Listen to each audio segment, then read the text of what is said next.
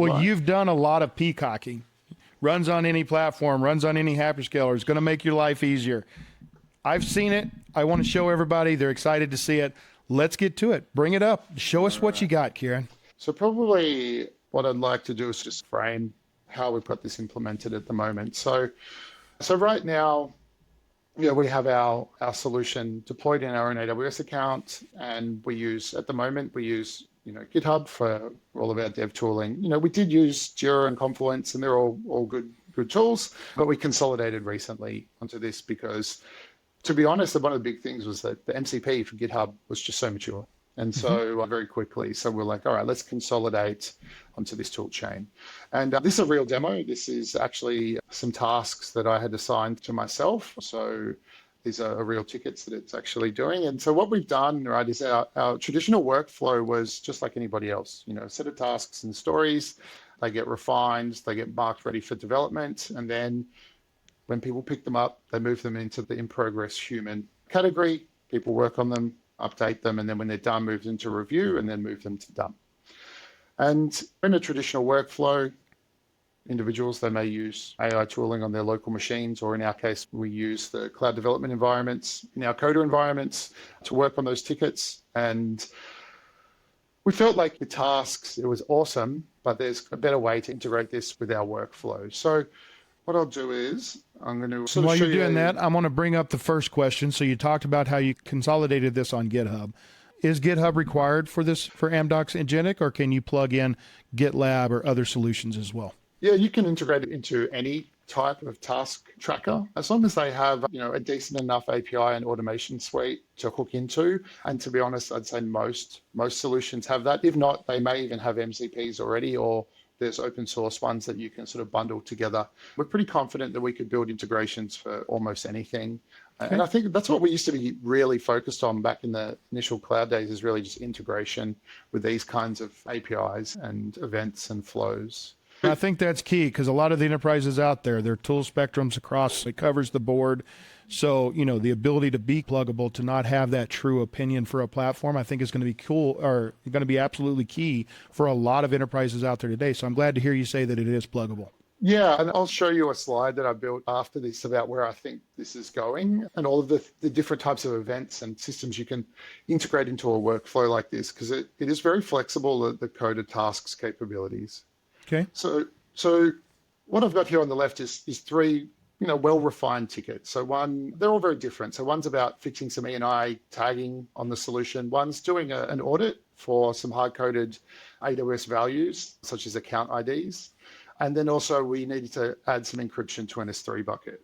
And so what we do is now we can move our tickets into this new column that we've created called In Progress AI Agent.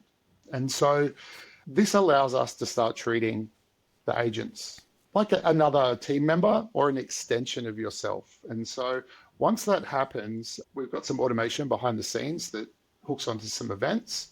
And if you look at these tickets, you'll see that some new labels have been put on there just to let us know that they've been actioned. And it's also told us here that some tasks and workspaces have been launched for these.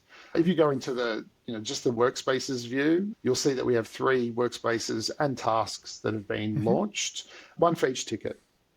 And so behind the scenes, what's going on is that infrastructure is being provisioned, the AI agent's being brought into a ready state with the infrastructure, all of the tools. We inject all of the settings from ADRs, we define the system prompt, the MCPs, and then from there, it has enough context to go and pick up each one of those items in individual tasks. And so this effectively lets us work on multiple tickets at once while we're doing other things. Obviously, I've sped this up a little bit and I've cut down sort of the tasks view, but you can go and check on those in real time, see where things are at, if they get blocked or stopped, and things you can provide additional input or guidance to them.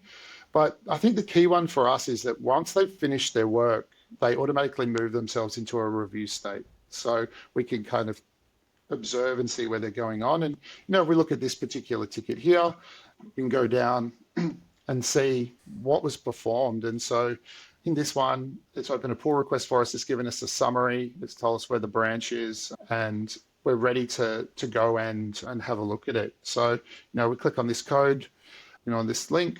What we'll find is that the pull request is fully done. This is our standard pull request, so it's got it from the ADRs. It tells us all of the things that it's done. Obviously, we need to validate all of these things. Links us back to what it was related to.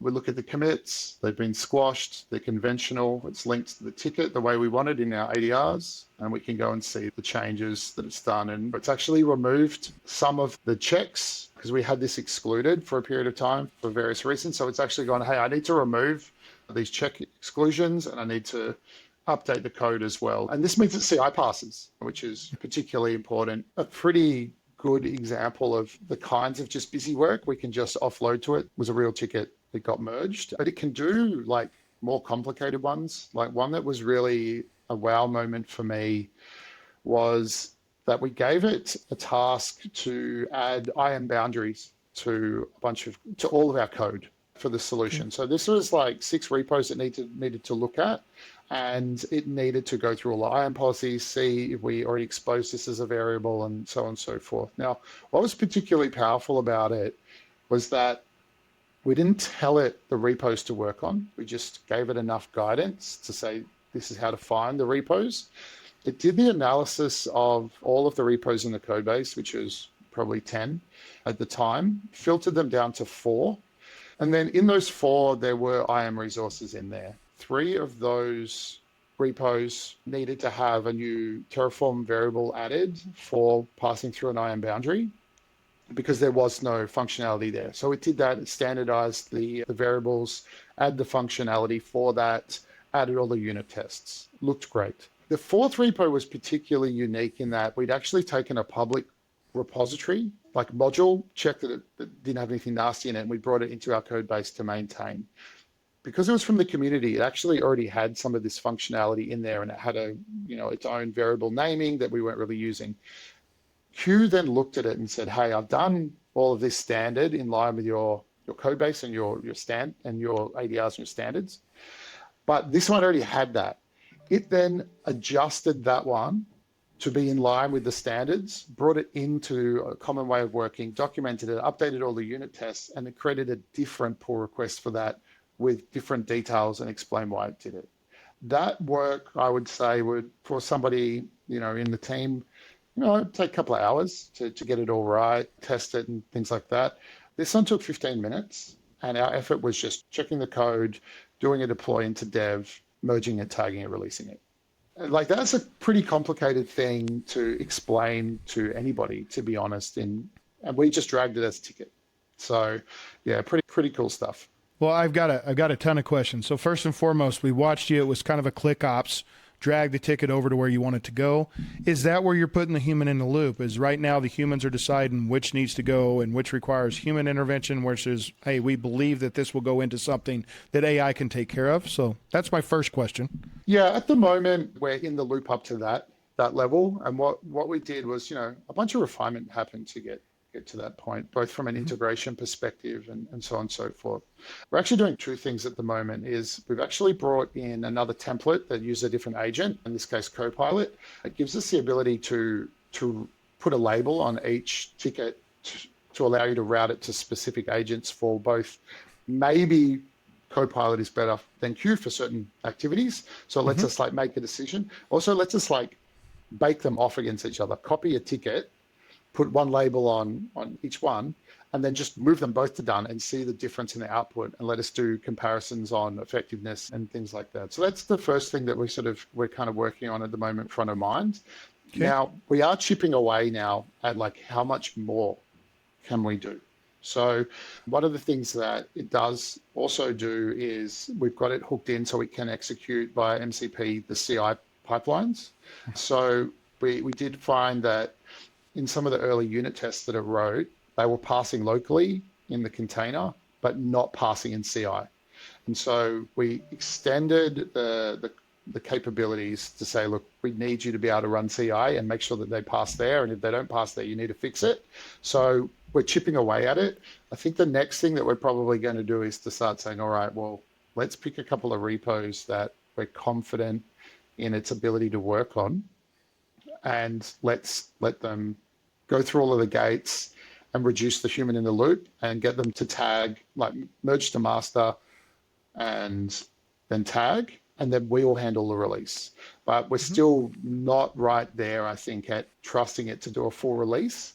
But I think that's on the trajectory for us going forward. Well, and I think you guys built up some trust around what you've got in this system so that you're probably going to see more trust from you guys than what another enterprise might do. But you brought up the ability to tag to do multiple agents. I think that brings up some really interesting workflows to where, okay, you've got an enterprise that maybe is not ready to let AI go do code generation. We let the human go ahead and do that. But once they commit code, can it pick up and do documentation? Make sure the documentation is okay. Can it create unit tests based off the development that the developers put in? Those all seem like interesting use cases as well. Do you agree? Is that something y'all are looking at? The thing we've done recently is we've moved from Confluence for our engineering, documentation to GitHub Wiki because one, it's just one less tool for us to handle. And also, to be honest, Atlassian MCP, it's still maturing in a lot of ways. So we were like, you know what, let's just consolidate it. So we're using, Wiki. One of the benefits of that is that GitHub can work with Wiki, its own wikis as well. And so we update the prompts and the various configurations and the ADRs rules go into Q to say, oh, by the way, the documentation's here. Make sure you link it all together and you bring that into the pull request as well.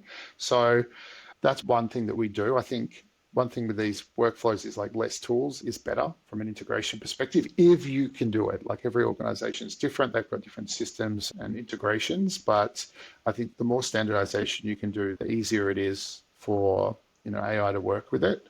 From a unit testing perspective, absolutely as well. We did like out of the gates, standardized in a bunch of unit testing frameworks. Terraform has its own test framework and things like that. And I'd say unit testing is probably up there with my team's least favorite things to do with documentation. And so, yeah, it helps a lot with those types of test cases. I would caveat though that, you do need to keep an eye on those test cases because it's almost like in some ways checking your own homework. You really do need to pay attention that it hasn't confidently written a test that's wrong, or it's written some code and it's testing it as wrong as well. Right. So you do need to pay attention to it. And so, it sort of comes back to that, well-equipped junior view at times of it. So that's kind of where we're at with that. I did find that newer versions of the AI agents got more capable at writing unit tests. The first versions of a lot of these tools, including ChatGPT, when I was just getting it to render out some stuff and test it, they actually didn't even know that the Terraform test functionality existed. And it was like, hey, go and use this other community one. Gave me a whole bunch of Golang back. And I was like, that's not the tools we're using. So, yep. And so you can work around them by adjusting prompts and saying, be aware this exists and do it, or just wait for new versions and hope that it gets trained on the tools. So they're two big ones. We have some sort of fancier use cases like that we've been using as well more recently, like around doing well-architected reviews. So, that used to be something that would take days, maybe weeks, depending on the size of your code base. What we've got now is that we can, at the beginning of a sprint plan, we can actually just create a ticket that says, do a well-architected review on all of our code base. And we can say, focus on a particular pillar, be it security or performance or something like that, because the well-architected review framework is broad, it covers a lot of ground. And we can say, give us the top 10 things that you think we should do as a priority based on what you find in the code base. But now it can also, rather than just update a ticket, it can create those top 10 as tasks in our backlog and define them for us where it found issues. And then we can either, depending on your confidence, move those tickets into AI and get them to work on them right away, or we can refine them further and make a decision on if this goes to a human or if it goes to an agent. So you're kind of blowing my mind. For every sentence you sing, I bring up more questions. I bring up more possibilities here. So I'm going to start with the first one, which is, you talked about that very complex case. You pulled in multiple repos. Are you seeing issues with this, with context windows and the ability to bring in the token counts that are necessary, especially when we look at a lot of enterprises out there still using mono repos, or they've got very big multiple repos. Are you seeing issues with that in your solution? Yeah, we did.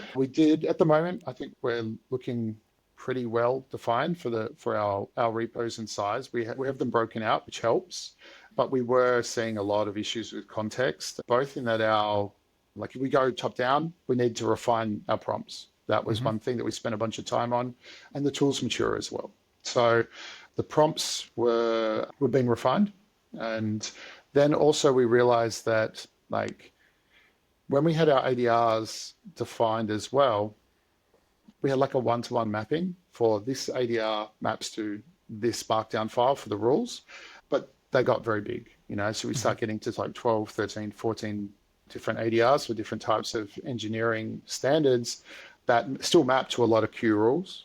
So what we did is we condensed those down into smaller aspects to reduce that context window down. The next thing that we did was MCPs helped a lot. So our first workflow from that example was that we would effectively just fetch the body of the ticket out and kind of concatenate it with the system prompt and a bunch of other resources and information that it needed. So what we did was we started condensing that down a lot to refine the tickets for AI if we thought it was going to go there. So it got less information, more specific. And then the other thing that we did was, as we evolved, we realized, we shouldn't just be like grabbing a whole bunch of text and jamming it in. Let's just use the MCP to go and let it pull the information it needs and refine it. So a lot of those things helped us make it a lot more effective. The more information you can give it, like specifically for your tasks, the better up front. And if you can try and have it minimize the amount of like bulk reading large repos in, like that helps as well. Big mono repos, we're messing around with some stuff like on an old code base internally to see how that goes. It's kind of mixed at the moment, is my experience. The other thing that's interesting, especially with Q, and I think Copilot does it as well, is like we were finding that it was forgetting to do things. So they've put in optimizations inside of tools that are effectively to-do lists so that it actually just goes like, here's a bunch of stuff I've been done. I'm going to put them on the to-do list over here, and I'm going to do this thing, and then I'm going to come back to them. And so we're seeing the tools get smarter as well. The other thing Q has released, and I think Copilot has it as well, is this sub-agent functionality.